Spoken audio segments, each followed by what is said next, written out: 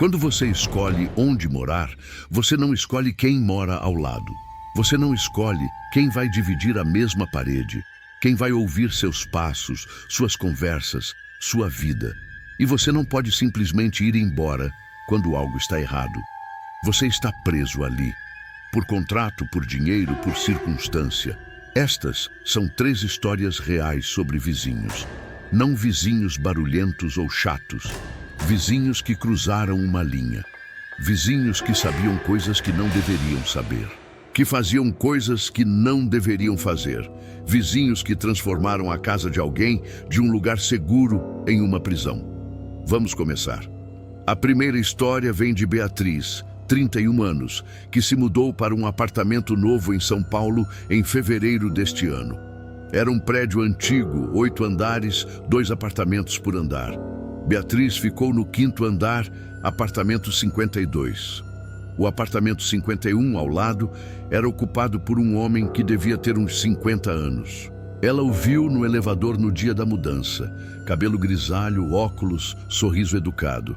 Ele se apresentou como Roberto. As primeiras semanas foram normais. Roberto era um vizinho cordial. Dizia bom dia no elevador. Segurava a porta quando via Beatriz com compras. Ofereceu emprestar ferramentas quando ela estava montando móveis. Vizinho ideal, educado, prestativo, respeitoso. A primeira coisa estranha aconteceu na 3ª semana. Beatriz encontrou Roberto no corredor e ele comentou: "Vi que você estava ouvindo música ontem à noite. Pink Floyd, não é? Bom gosto." Beatriz ficou surpresa. Não estava ouvindo música alta, estava com volume baixo, no quarto, porta fechada. Ela sorriu sem jeito e concordou. Alguns dias depois, Roberto comentou de novo: "Você recebeu visita ontem, né? Seu irmão? Ouvi vocês conversando." Beatriz gelou. Como ele sabia que era seu irmão? Ela não tinha mencionado. E a conversa tinha sido na sala, em tom normal, não alto. Como ele tinha ouvido, as coisas ficaram piores. Roberto começou a comentar sobre a rotina dela. "Você sai todo dia às 7h30, né? Sempre pontual. Vi que você voltou tarde ontem, meia-noite. Trabalho extra? Você toma banho sempre à noite, nunca de manhã, né? Interessante." Beatriz começou a se sentir observada. Como ele sabia essas coisas? Ela morava sozinha, não comentava sua rotina com ninguém no prédio. E as paredes eram grossas, de concreto. Não deveria ser possível ouvir tanto, a menos que ele estivesse especificamente tentando ouvir. Um dia, Beatriz voltou do trabalho e encontrou um bilhete embaixo da porta. Letra cursiva, caprichada. "Percebi que você está ficando sem café. Tem um mercado bom na esquina, eles têm a marca que você gosta." Beatriz sentiu o estômago revirar. Como ele sabia que ela estava sem café? E como sabia a marca que ela usava? Ela começou a investigar. Primeiro, checou o apartamento inteiro procurando por câmeras. Nada. Depois, começou a prestar atenção nas paredes. Na parede que dividia seu apartamento do apartamento de Roberto, em vários cômodos, ela notou pequenos pontos. Buracos minúsculos, do tamanho de uma cabeça de alfinete, quase invisíveis, pintados da mesma cor da parede. Beatriz pegou uma lanterna e olhou através de um dos buracos. Do outro lado, apartamento de Roberto vazio. Mas a posição era estratégica. Aquele buraco dava visão para sua sala. Ela checou outros buracos. Um na cozinha, um no quarto, um no banheiro. Roberto tinha furado buracos estratégicos nas paredes, em lugares onde Beatriz não perceberia e estava observando. Beatriz chamou a polícia imediatamente. Quando a polícia foi até o apartamento de Roberto, encontraram mais. Um caderno com anotações. Horários de Beatriz. O que ela comia, o que vestia, conversas telefônicas transcritas, fotografias tiradas através dos buracos. Roberto tinha estado observando cada movimento dela por 3 semanas. Roberto foi preso, ordem de restrição, acusação de invasão de privacidade, stalking. Beatriz rescindiu o contrato do apartamento e se mudou imediatamente. Ela me disse que agora, em todo apartamento que considera alugar, passa horas examinando as paredes, procurando por buracos, procurando por sinais de que alguém estava observando. E ela me disse algo que me deixou com calafrios. A pior parte não foi descobrir que ele estava me observando.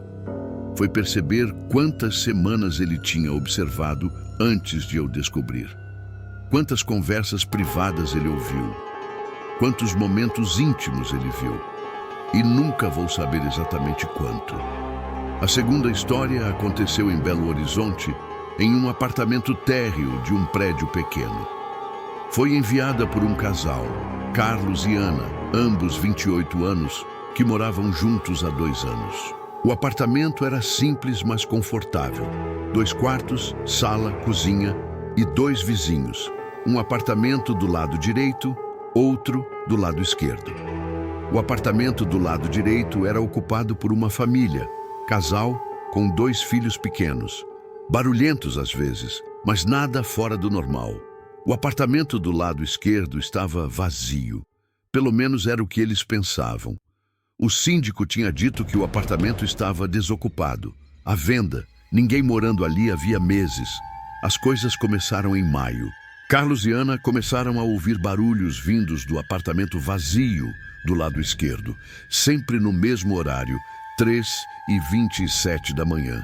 Carlos conferiu várias vezes, sempre exatamente 3h27, como se alguém tivesse configurado um alarme. Os barulhos eram sempre os mesmos, 3 batidas fortes na parede, pam, pam, pam, pausa de 10 segundos, 3 batidas de novo. Isso se repetia por exatamente 5 minutos e então parava. Toda noite, mesmo horário, mesmo padrão. No começo, Carlos e Ana achavam que era problema de encanamento ou a estrutura do prédio se acomodando. Mas o síndico checou e disse que não havia problemas estruturais. E encanamento não explica 3 batidas ritmadas, sempre no mesmo horário. Carlos começou a ficar obcecado. Uma noite às 3h27, quando as batidas começaram, ele foi até a parede e bateu de volta. 3 vezes. Pam, pam, pam. As batidas do outro lado pararam imediatamente. Silêncio absoluto. Carlos esperou. Nada mais. As batidas não recomeçaram naquela noite. Mas na noite seguinte, às 3h27, as batidas voltaram. Mais fortes, como se quem estivesse batendo estivesse usando algo pesado, não apenas os punhos. O apartamento inteiro vibrava. Ana acordou assustada. Carlos foi até a parede e gritou: "Quem está aí?" O apartamento está vazio. As batidas pararam, mas então algo pior aconteceu. Passos. Carlos e Ana podiam ouvir claramente. Passos lentos, deliberados, caminhando do outro lado da parede, de um cômodo para outro, depois de volta. Como alguém andando em círculos. Por 10 minutos, ouviram os passos. Então, silêncio. No dia seguinte, Carlos foi até o síndico e exigiu acesso ao apartamento ao lado. O síndico hesitou, mas eventualmente concordou. Pegaram as chaves, subiram. O apartamento vazio era no primeiro andar, logo acima do apartamento de Carlos e Ana. Abriram a porta. O apartamento estava realmente vazio, completamente vazio, sem móveis, sem pertences, sem nada. Paredes brancas, piso de madeira limpo, janelas fechadas, nenhum sinal de que alguém estivesse vivendo ali. Carlos checou cada cômodo. Nada. Nem mesmo poeira acumulada, como se alguém tivesse limpado recentemente. Mas no quarto principal, Carlos encontrou algo. No chão, bem onde ficaria diretamente acima do quarto dele e de Ana, havia marcas. Marcas de impacto na madeira.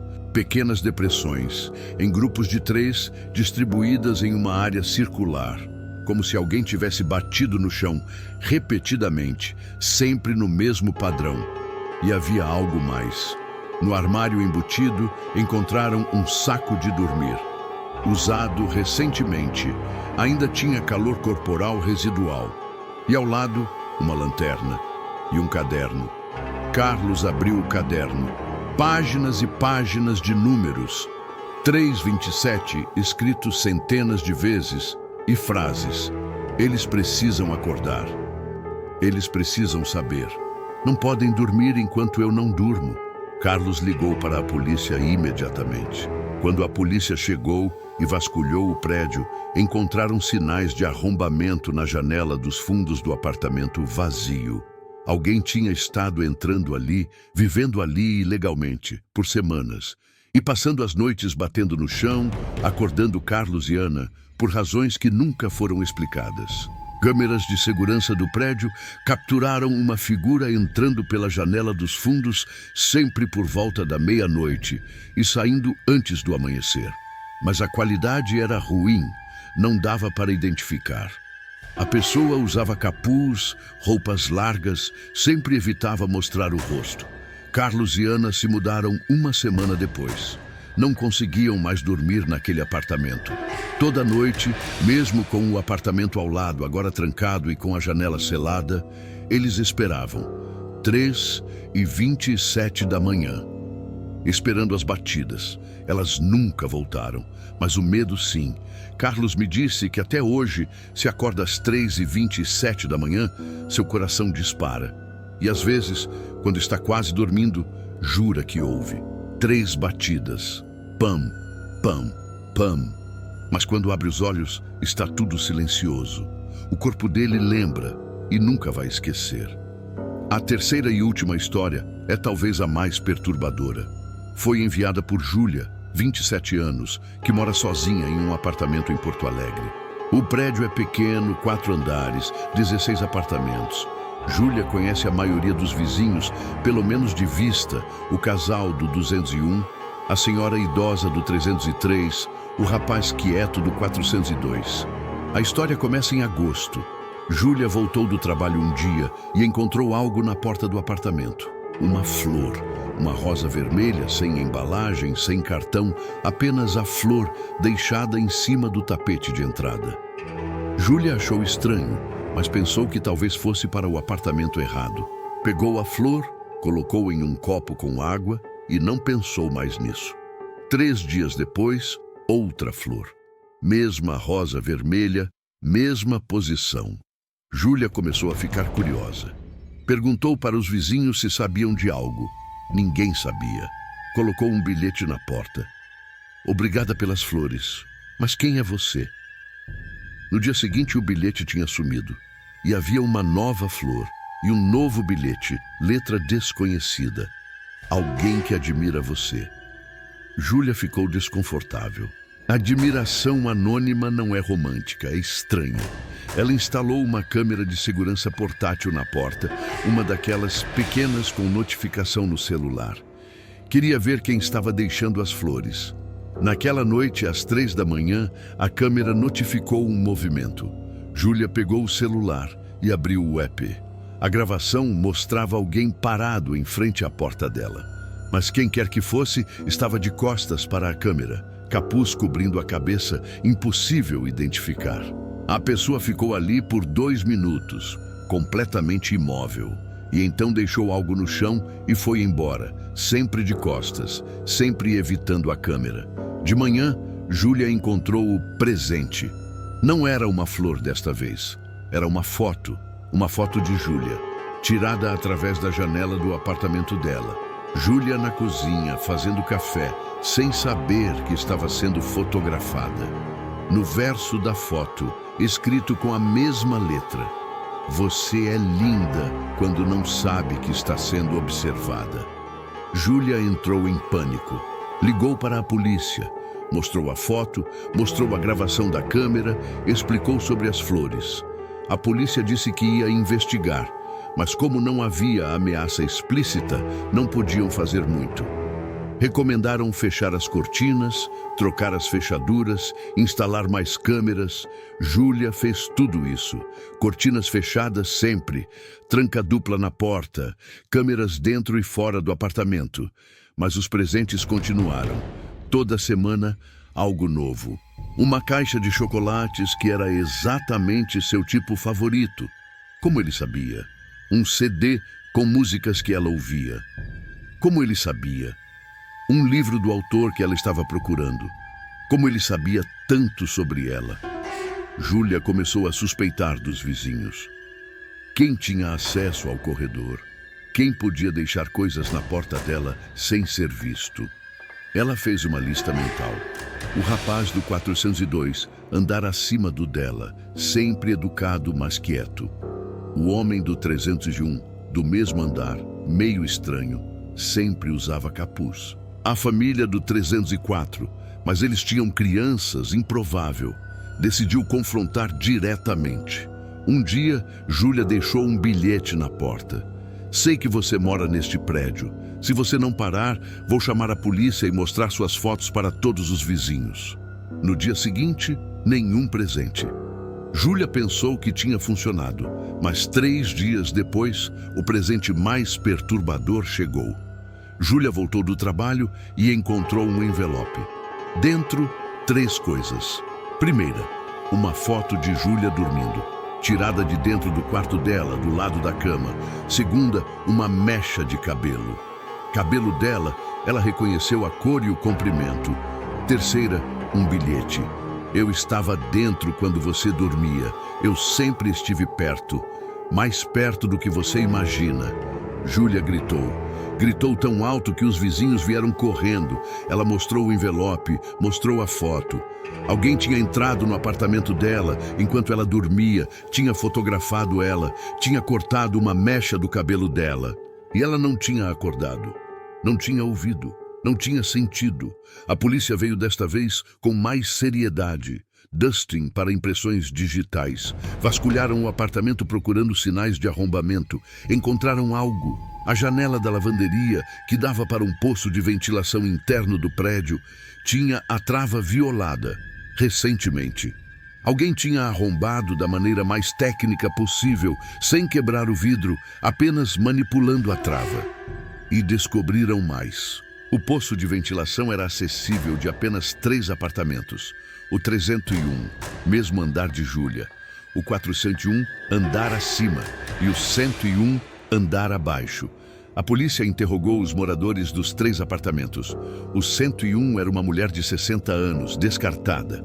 O 401 era o rapaz quieto. Ele tinha álibi. Estava viajando a trabalho nas últimas 2 semanas. Sobrou o 301. O homem do capuz. Quando a polícia bateu na porta, ninguém atendeu. Eles obtiveram mandado, abriram a porta. O apartamento era como uma galeria de Júlia. Fotos nas paredes, centenas delas. Júlia na cozinha, na sala, na rua, no trabalho, dormindo. Um calendário com a rotina dela marcada. Objetos roubados. Uma caneca, um livro, uma camiseta. Tudo cuidadosamente organizado, catalogado, datado. O homem foi preso 3 dias depois. Ele confessou tudo. Disse que estava apaixonado por Júlia desde que ela se mudou há 6 meses. Disse que as flores eram demonstrações de amor. Disse que entrar no apartamento era para ficar mais perto dela. A polícia encontrou evidências de que ele tinha entrado no apartamento dela pelo menos 5 vezes, sempre quando ela estava dormindo ou no trabalho. Júlia se mudou imediatamente. Não conseguia mais estar naquele apartamento. Cada cômodo tinha sido violado. Sua privacidade, sua segurança, seu senso de realidade. Ela me disse que agora, em qualquer lugar que mora, checa todas as janelas, todas as portas, todas as fechaduras. E que desenvolveu insônia, porque fechar os olhos significa ficar vulnerável. E ela aprendeu que, às vezes, o perigo não vem de fora, vem do apartamento ao lado. Estas foram 3 histórias sobre vizinhos, sobre as pessoas que vivem do outro lado da parede, sobre proximidade forçada e confiança quebrada, sobre descobrir que o perigo não está lá fora, nas ruas escuras, está a metros de distância, atrás de uma porta que você passa todo dia. Se você mora em apartamento, prédio, condomínio, preste atenção nos vizinhos muito curiosos, nos que sabem demais, nos que fazem perguntas que não deveriam fazer, nos que aparecem em horários estranhos. Porque às vezes, atenção demais não é cortesia, é obsessão. E se você ver algo errado, reporte. Para o síndico, para a polícia, para alguém. Não ignore. Não pense, provavelmente não é nada. Júlia ignorou as flores. Carlos ignorou as batidas. Beatriz ignorou os comentários. E todos quase pagaram um preço muito alto. Se você tem uma história sobre vizinho, algo estranho que percebeu, algo que te fez questionar a segurança da sua própria casa, compartilhe. Envie pelos links na descrição. Comente abaixo.